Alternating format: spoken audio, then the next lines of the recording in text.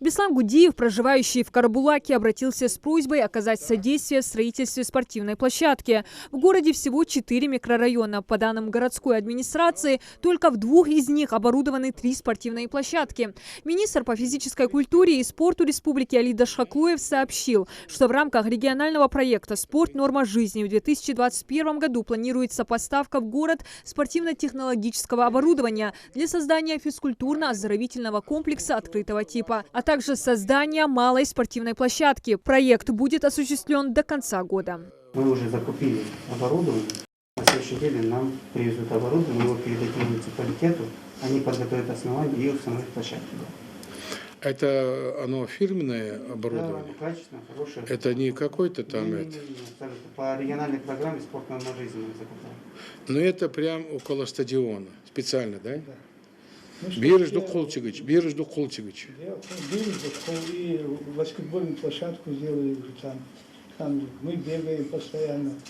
Ну, я обычно бегаю туда в горы, но когда погода плохая, грязь, я по стадиону, люди бегают, ходят, хотят заниматься спортом. Есть желающие. По срокам, когда это будет сделано? После того, как нам поставят оборудование, в течение... Не-не-не. Какого числа? Вот человек обращается, мы ему говорим, мы сейчас запишем. Вот К так. концу лет 31 августа будут ставить оборудование. С учетом 44-го позора строительства. Не-не-не, 31 августа. 31 августа агарс отсюда. В любом случае, он откашля. Вопрос Миланы Амхадовой из сельского поселения Якажево касался предоставления молодым семьям социальных выплат на приобретение и строительство жилья. Региональный министр строительства и жилищно-коммунального хозяйства пояснил, что в соответствии с утвержденным на 2021 год финансированием и на основании данных органов местного самоуправления выплаты планируется произвести до истечения года. Заявитель присутствует в списках на обеспечение квоты. Программа какая? Молодые семьи. Молодые семьи. У нас в списке есть уже. Ну, строительство жилья. А как она построит? Это в чем Нет, там параметр? 35% субсидирования идет, выделяется у нас в этом году около 7 миллионов, выделяем молодым семьям. От того, что она вкладывает, 35%. То есть, если она вкладывает 1 миллион, то мы 300 тысяч даем, да? 30%. Да? Официально. Значит, сколько у нас таких? Мало, где-то около порядка 7 миллионов у нас денег в этом году. 6 900 чем в этом году. В этом году было около 8 миллионов. Нет, я так к чему говорю? Реально нуждающие нахби. 2500 семей. Не-не-не. Вот как раз 2500, вот чтобы они действительно были нуждающиеся, а не родственники, не начальники. Нет, вот это вот списки проверяйте, не стесняйтесь. Должен дали, судочен млес. Не, ну списки заранее смотрите, значит, с администрацией разговаривайте, значит, все эти вещи берите и проверяйте. Вот они 2500 до этого, и спокойно проверяйте их, потому что ишь нахад дали. Пока мы не будем честно относиться к жителям, мы никогда не будем благополучно жить. Заявка есть, она оформила, все. Да, Проследите до конца, чтобы она получила их. Я о чему говорю? Сейчас какой-нибудь чиновник возьмет, а ерхасады оз запятого я тяжь, хамялыш мудус летать. она уже пошла полностью. Все полностью. А вот жительница столицы региона Хава Актимирова, которая является педагогом и работает непосредственно с самыми маленькими ее жителями, обратилась по вопросу реконструкции детской площадки в 10-м микрорайоне Магаса. Махмуд Али Калиматов поддержал инициативу и поручил мэру города решить этот вопрос в течение 10 дней. Я являюсь неоднократным свидетелем тех увечий, которые дети получают на игровой площадке. Вернее, на том, что осталось от этой игровой площадки. Когда будет готова детская площадка? Одной недели. Одной недели. Уже заказали. Уже сделаете? Да, сделаем. Все сделаем. Уже заказали. Заказали. Благодаря Аллах. Да, заказали. Уже готово Время будет? заложить, ящик. Нет, готово уже будет. Все готово. Позовите ее, и вот пусть она еще оценку даст. С площадка ела, тебе чтобы там ограждение было правильное, чтобы дети там пошли полностью, посмотрите это все. Хорошо. Хорошо? Хорошо. Это обязательно. Вот. А в части отдыха детей мы сейчас сорганизуем, мы сейчас думаем об этом. У нас в любом случае мы и детские сады, и школы в любом случае будем приспосабливать, чтобы там министр образования с Минтрудом работают.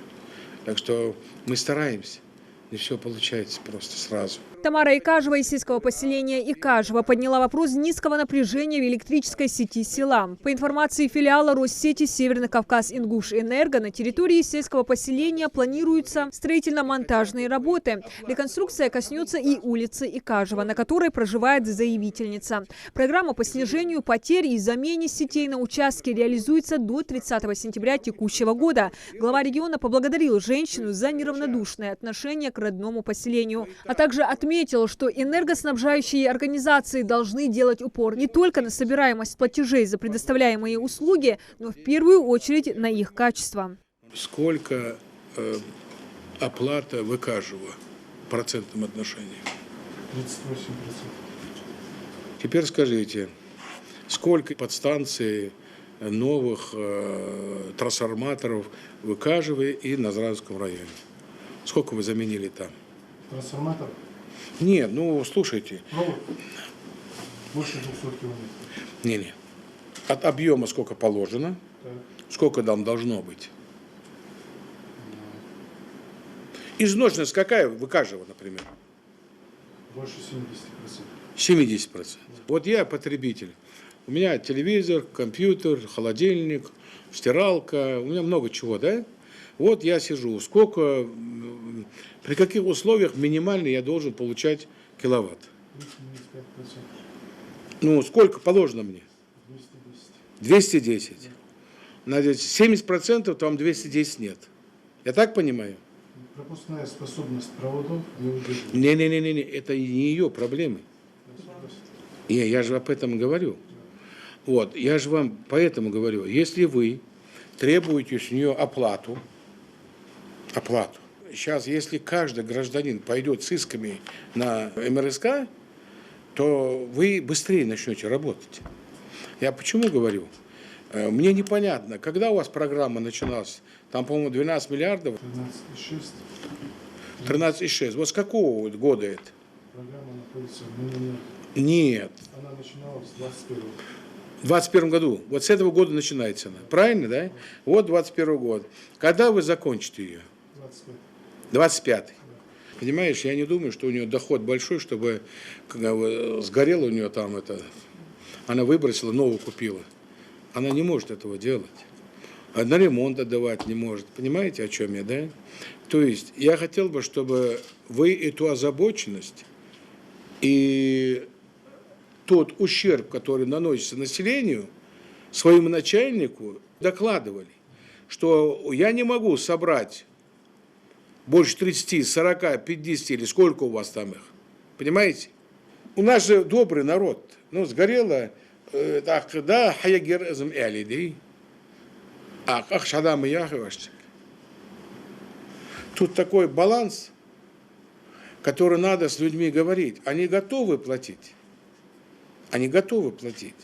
Ну, значит, дифференцированно надо подходить к этому. Ну, вы же прекрасно лучше меня знаете, что трансформаторы бэушные понаставили. Бэушные. Если старые, их давно не меняли. Убивали. Ну, я же знаю, что приобретали, деньги отдавали, а приобретали бэушные. Требуя с людей, посмотрите, что они вам, и услышите, что они вам говорят. Я в их положение не хочу входить.